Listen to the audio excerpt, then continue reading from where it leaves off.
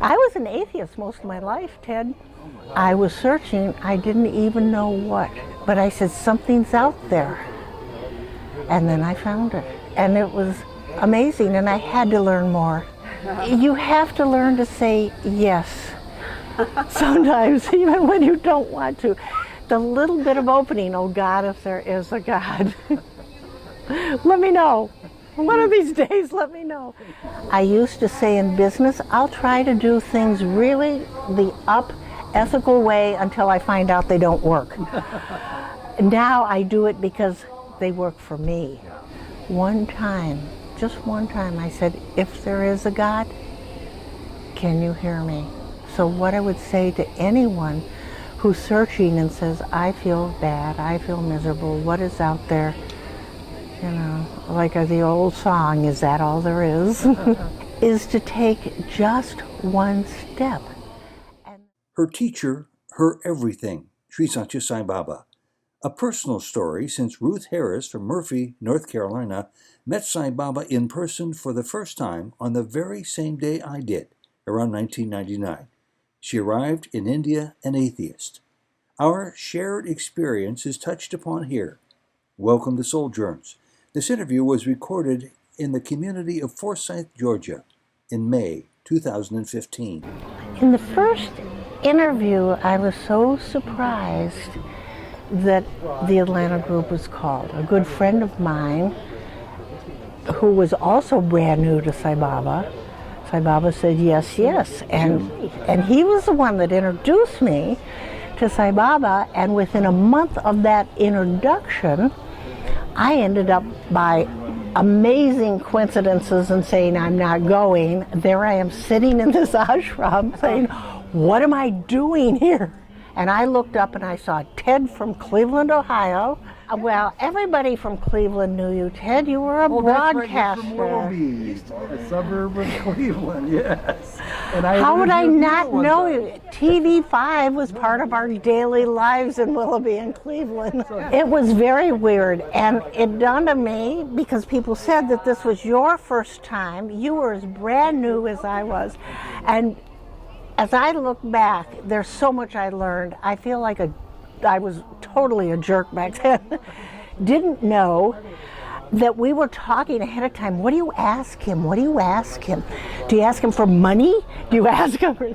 Of course, now that's kind of silly, knowing what he really could give and what he has given, you know, enriching our lives to the as much as I can take. And but at the time, I didn't even know until maybe a day before the interview that he was God. I was wondering what I was doing there. And then all of a sudden, Arati came, and I had these waves and waves of divinity coming over me. And I said, he is God. And then, boom, there's an interview. I think one of the highlights, and there were many, and I can talk about it, but I want to tell about seeing you there too, because it was so funny. And at the end of the interview, and I'm going to go fast forward, I asked, and by then I figured out, I grew a little bit, that you don't ask for silly things. And I had vibhuti, and I was sitting next to him, and he talked, and I was divorced at the time, and he asked about that, and he says, cut the ties. And people said when I got back home, Ruth, you don't look angry anymore.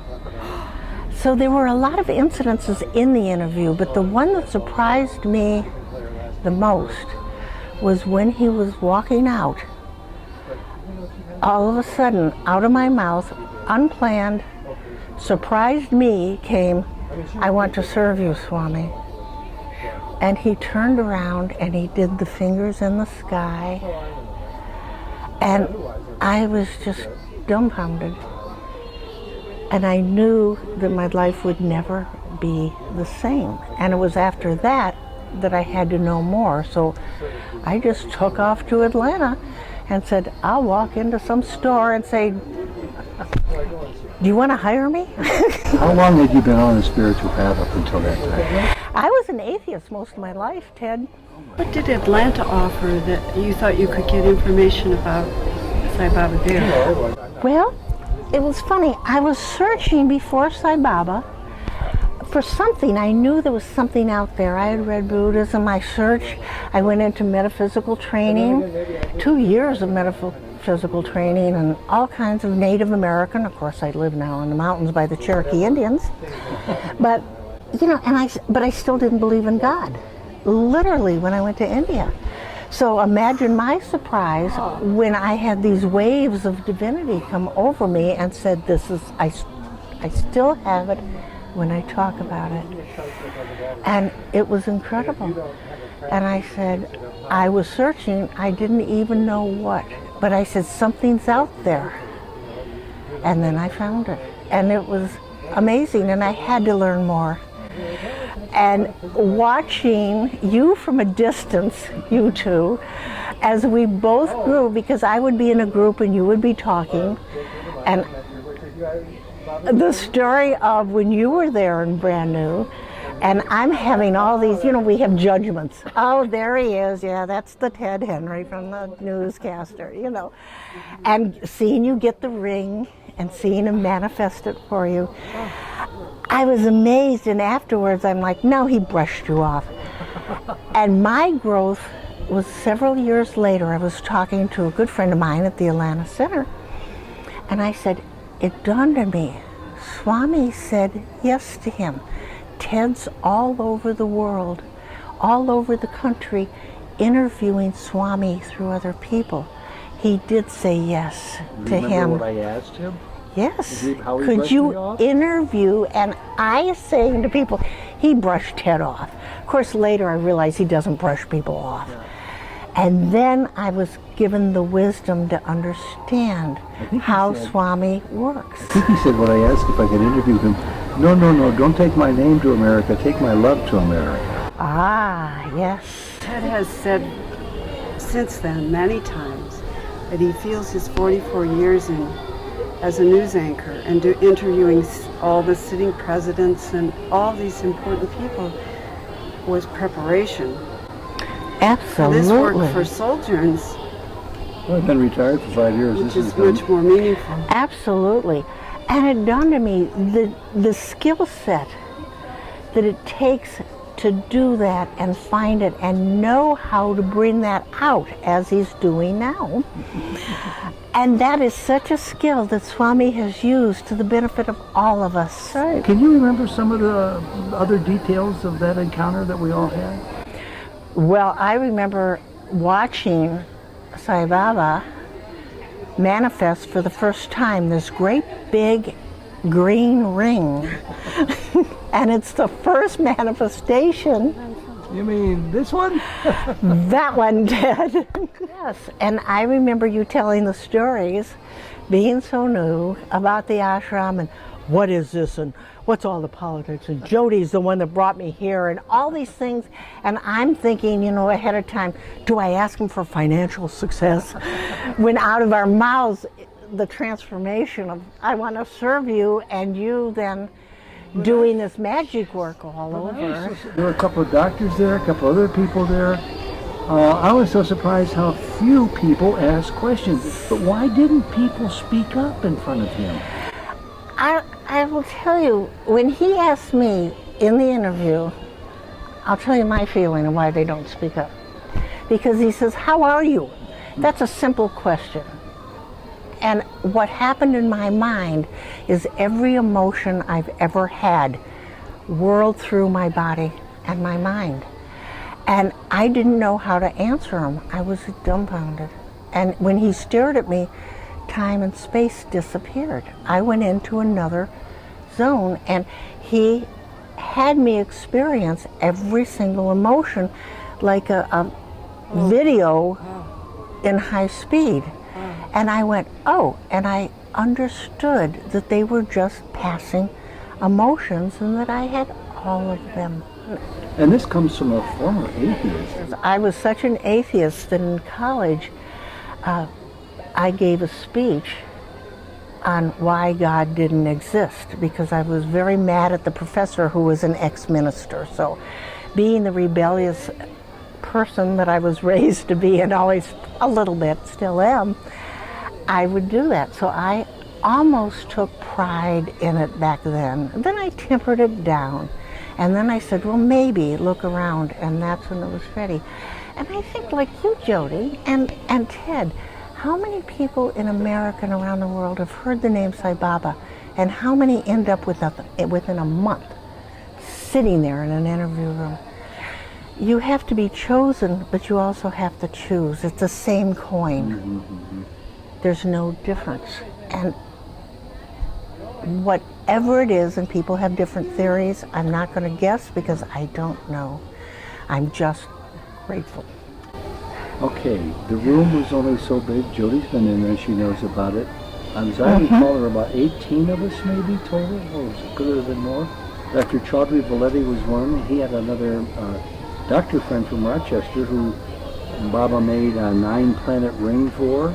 It was sure delightful. And Rusty, a woman who had lost a ring that Swami had made for her years ago, and he was Swami, and he made her another one. See, I forget that.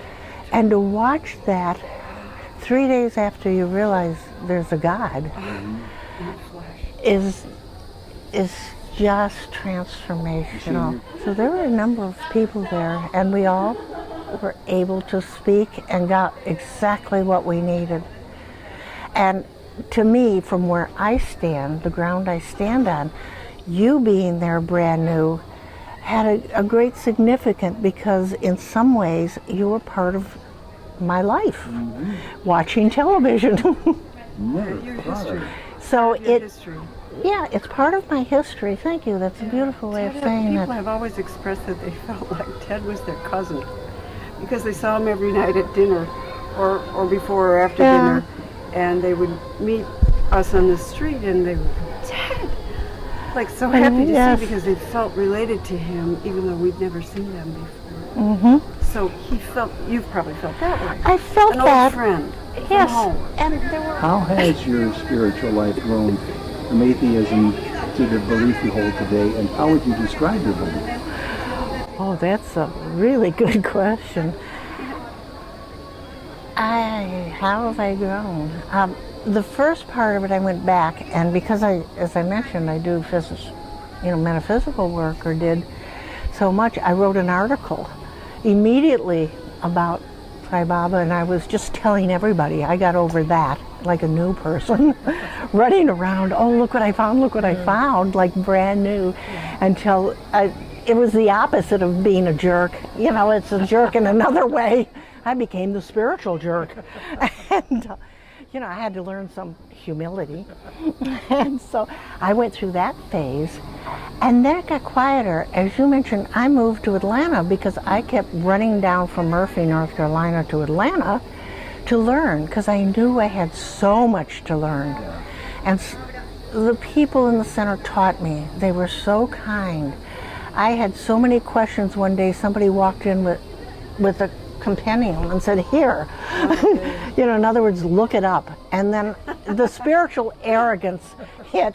That was the next phase. I know, where I just can teach, because I've taught most of my life, in some fashion or another, in some format. So then I start to teach, and we go through these different phases, and then you get a little bit of humility when you begin to realize you're nothing. And it's of grace. It's total grace, and what you do with it makes a difference. Is there any other way in which your life has been transformed by Baba coming in? Everything. I do a lot of spiritual workshops, and one of the things I try to do when I teach spirituality is to bridge the gap, particularly for new people, to get them into, it's just talking about stress management, into meditation. If you're talking to, which I do a lot of, talking to Sai folks, is to, what somebody says, take the straitjacket off, and how to bring divinity into your life instead of trying to be this perfect person and then getting a negative because you didn't make it. And bridging that, I call it spiritual self-help. And trying to do, and I've done teaching throughout the country and some webinars, as Neil Kumar said, bring some of those skill sets to the young adults. I would have never dreamed I would be talking about spirituality and how it changed my life. I have become more honest, have more integrity. I used to say in business, I'll try to do things really the ethical way until I find out they don't work. Now I do it because they work for me. So the transformation from I have this, I am that, into the seeker still, the learning, and by giving love, we get it. That's upside down instead of running around trying to get. I thought just life upside down in every single aspect. The meditation, the routines, the discipline, the looking at life and having it literally sparkle when you think of divinity and how it colors absolutely everything you look at. Changes. The minute you think of Swami, the minute you think, oh, I'm sinking down what I call into the rabbit hole of Maya and my own personal drama, and I have a way to pull myself out, and I did not before. Yet being on this spiritual path doesn't necessarily make us immune to hardship. I'm sure there's pain that comes into your life. How do you reconcile it? Well, I mentioned I call it falling down the rabbit hole. All of a sudden I realize I've gotten caught in the drama of the pain, because of course there's pain. And then you can reframe it in millions of different ways and saying, I'm here. This is just an event. And that detachment that Swami talks about then becomes to what am I going to do with this? And it becomes, I don't want to say challenge, because challenge is like it hasn't happened. Make it in the now. It happens right now. I'm in the middle of this drama. Do I accept the drama? Am I enjoying the drama? Most of the time I am. And then having the integrity of self and laughing, and then all of a sudden, not only does the drama disappear, but you become the teacher of yourself. Perhaps others. Along those lines, have you ever had any close brushes with enlightenment? I have read a lot about the difference for me, people explaining the difference between a magical, mystical experience and true self-realization and enlightenment. And one is inside Maya, and they're life-changing. They can be ever so important to us. But it's part of the Maya. But it's part of Maya. Yes. What I see, my term, the semantic term of enlightenment or self-realization, is all of a sudden you merge and you're not there. Just for a moment. And that brings you down. Life is ever renewing. We renew every single cell, every minute, every day. Our brain chemistry changes. So we're renewing that. You can do that in spirit too. And when that happens, life changes again. So when we have a mystical experience within Maya, you said, have I? Yes. And I can describe it in words because I am in Maya. Mm-hmm. When you're talking about being outside of the ego for a split second or how long, or timeless, you're outside of time. I can't say how time. When Swami looked at me one time in Whitefield, they said it was for a good 5 minutes. I could not tell you. I had that experience of being outside of everything. I'm glad, Ruth, that you made the point, the differentiation between mystical experiences and an experience of enlightenment. Because, we until recently, and most of the people we know, think that mystical experiences are the goal and the end-all. And often I think they even think of it in terms of status. My mystical experience was more fantastic than yours, and they are fabulous, and they are helpful, and as you say, life-changing. But you made the point so well that a mystical experience is the mind.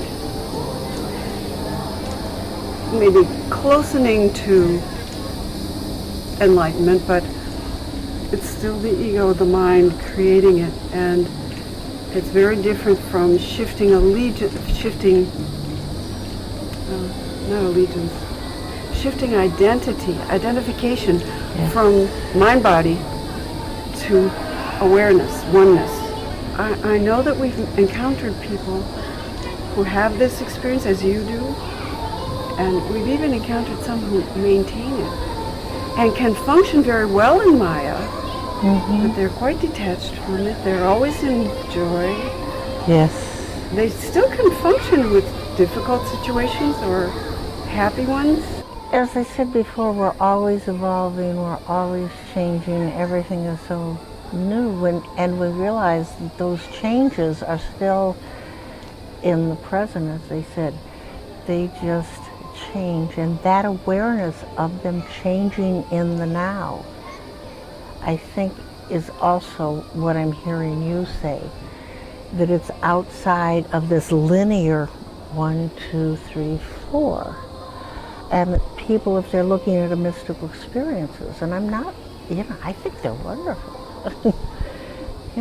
They're great, and you can have them sometimes at any time. It's like a thought can be a mystical experiences. When I first realized the skill set and my first judgment about our first interview, and then see it in a whole different way, it was a thought. That's mystical. To all of a sudden detach and see your own thinking and laugh. When you really see yourself and your own persona, it's very funny. It's hysterical. I just end up laughing. And that in itself is a mystical experience in some ways, and that does transform you, because for that second, you're outside of the ego of sitting there in your own stuff. And you look back and you say, oh, that was so much fun. And then you can choose to jump back in. And as you said, and we do, because we're here. As I said before, we chose to be here, and we were chosen.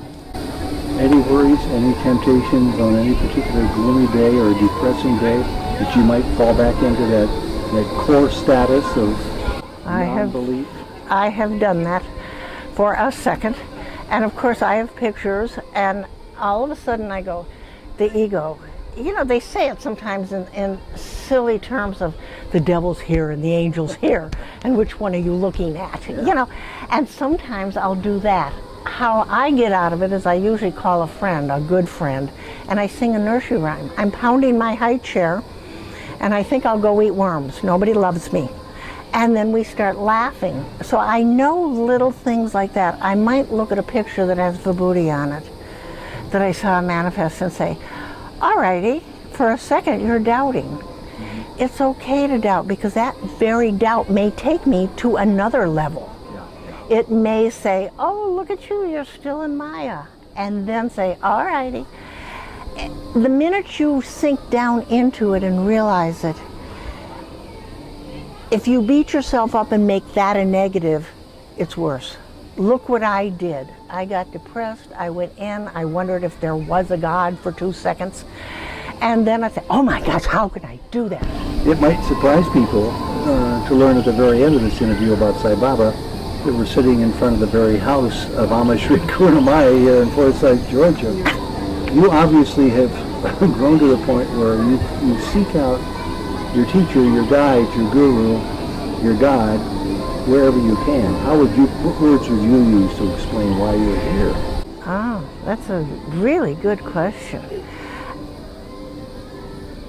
I had to go so deeply into the teachings of Sai Baba, and one thing is, as Swami would say, don't dig 5 holes. So for 15 years, I think it's been, that's what I would study, that's what I sunk into. Then when I knew he was in my heart, and I trusted so well that inner voice, not visions of things out there and look at that, but that inner voice, that inner intuition. Now I seek what we call the spiritual experiences, and I can get those. I need the rituals. I need to pour myself into them. I need to expect to get those experiences, and I will go places to find them, because I cannot travel to India for 6 months. I've retired. Yeah. I do work, etc., and I teach. It's lots of different things I teach, but I can come here. I can go to a Christian church sometimes if I'm in need, just to be quiet and get away from my own surroundings and get refreshed. And we're all one, and in the presence of anybody who is divine, that has given their life to divinity, I'm going to get that love. I'm going to benefit from it, and I need that, and I want it, and then we can share it with each other. To somebody watching who might be young, or somebody your age or my age or older, even coming from atheism, who are itching to make a change in their life but they're not quite sure how might you suggest they learn to open their mind? Baby steps, question. Just make one question, one request. One time, just one time, I said, if there is a God, can you hear me? That was enough. I don't know if that's what started me on the path, except that I remember saying that. So what I would say to anyone who's searching and says, I feel bad, I feel miserable, what is out there? You know, like the old song, is that all there is? Go ahead. Yeah, is to take just one step, and then the light shines for the next step. You can't go from here to there. You can, enlightenment now, but you'd miss the fun and the beauty of discovering the journey, the inward journey. Again, one step at a time, enlightenment. You know, to do the next thing, to come here. I told a good friend of mine in Atlanta, and they said, Ted should interview you. And I said, I will run. If you remember, I tried to earlier today. Yes, yes. And there were two people that threw this mic on me, and I'm like, I don't want to, Ted. So you have to learn to say yes sometimes, even when you don't want to. The little bit of opening, oh God, if there is a God. Let me know. One of these days, let me know.